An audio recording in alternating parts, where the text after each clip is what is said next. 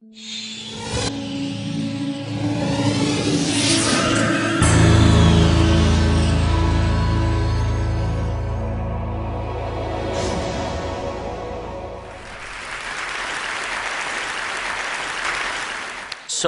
I was in hospital for a long time, and a few years after I left, I went back, and the chairman of the burn department was very excited to see me. He said, "Dan, I have a fantastic new treatment for you." I was very excited. I walked with him to his office, and he explained to me that when I shave, I have little black dots on the left side of my face where the hair is, but on the right side of my face, I was badly burned, so I have no hair, and this creates lack of symmetry. And what's the brilliant idea he had? He was going to tattoo little black dots on the right side of my face and make me look very symmetric. Sounded interesting. He asked me to go and shave. Let me tell you, this was a strange way to shave because I thought about it and I realized that the way I was shaving then would be the way I would shave for the rest of my life because I had to keep the width the same. When I got back to his office, I wasn't really sure. I said, "Can I see some evidence for this?" So he showed me some pictures of little cheeks with little black dots, not very informative. I said, "You know, what happened when I grow older and my hair becomes white? What would happen then?" "Oh, don't worry about it," he said. "We have laser, we can whiten it out." But I was still concerned, so I said, "You know what? I'm not going to do it." And then came one of the biggest guilt trips of my life. This is coming from a Jewish guy, right? So that means a lot. And he said, "Dan, what's wrong with you? Do you enjoy looking non-symmetric? Do you have some kind of perverted pleasure from this?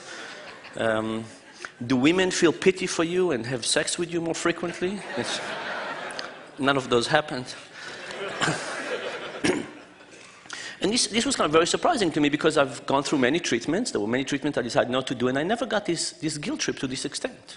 But I decided not to have this treatment, and I went to his deputy and asked him what was going on. Where's this guilt trip coming from? And he explained that they have done this procedure on 2 patients already, and they need the 3rd patient for a paper they were writing. Now, you probably think that this guy is a schmuck, right? That's what it seems like. But let me give you a different perspective on the same story. A few years ago, I was running some of my own experiments in a lab. And when we run experiments, we usually hope that one group will behave differently than another. So we had one group that I hoped their performance would be very high, another group that I thought the performance would be very low. And when I got the results, that's what we got. I was very happy. Aside from one person, there was one person in the group that was supposed to have very high performance that was actually performing terribly. And he pulled the whole mean down, destroying my statistical significance of the test. So I looked carefully at this guy. He was 20-some years older than anybody else in the sample. And I remember that the drunken guy, the drunken guy, came one day to the lab wanting to make some easy cash. And this was the guy. Fantastic, I thought. Let's throw him out. Who would ever include a drunken guy in the sample?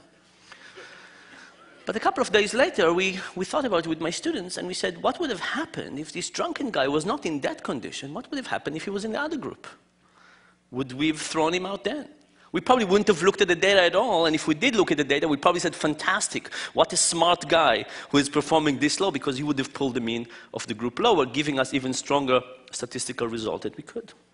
So we decided not to throw the guy out and to rerun the experiment. But you know, these stories and lots of other experiments that we've done on conflicts of interest basically kind of bring 2 points to the foreground for me. The first one is that in life we encounter many people who, you know, in some way or another try to tattoo our faces, right? They just have the incentives that get them to be blinded to reality and give us advice that is inherently biased. And I'm sure it's something that we all recognize and we see that it happens. Maybe not, we don't recognize it every time, but we understand that it happens.